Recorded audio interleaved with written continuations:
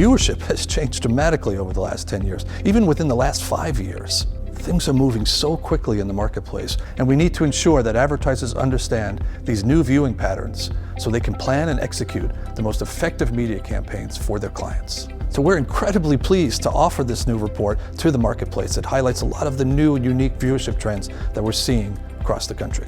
This is the first time that Comcast Spotlight has ever published such a report, and it couldn't come at a better time for the marketplace. Earlier this year, we published the new TV report, which outlined the macro trends that are transforming television, including changes in content, distribution, and changes in data usage. This report was tremendously useful in framing our conversations with clients about how to start looking at television advertising through this new lens. The new viewership report builds on the new TV findings by offering more specific information on how viewing patterns are changing. It was a major undertaking based on over 9 billion hours of TV viewing habits. The first takeaway is that television has really undergone a huge transformation in the last 5 or 10 years, and advertisers are going to need to apply a new set of rules when they're planning and buying media. What we're seeing is that TV viewing is no longer just about the top networks in prime time. In fact, 2/3 of all viewing occurs outside of prime.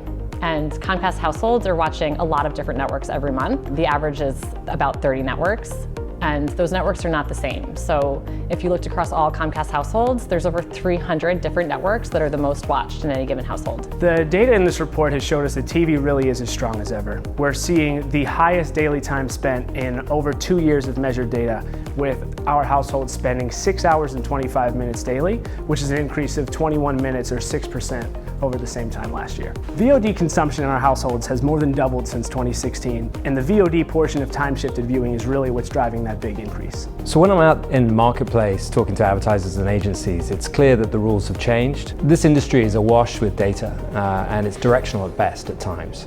So people are looking for reliable data sets that they can really use to plan and execute their TV buying. The scale and expanse of this data really wasn't available before now at the local level, and we're really excited to bring that to the table for planners and buyers to execute on data-enabled buying strategies in this new TV landscape. Data-driven ad strategies we have found are working incredibly well. When you take a user's use approach or an audience-based approach, there's different tactics in how you plan and how you buy and how you reach your customer. What we have found is when you open up traditional ways of reaching your customer, and when I say traditional ways, I mean buying them by prime time, a handful of networks, top 5 networks in fact, and you open it up instead to where they're actually watching, when they're watching, right? Saying, I'm not going to restrict how I try to reach you, but instead use the data to help inform.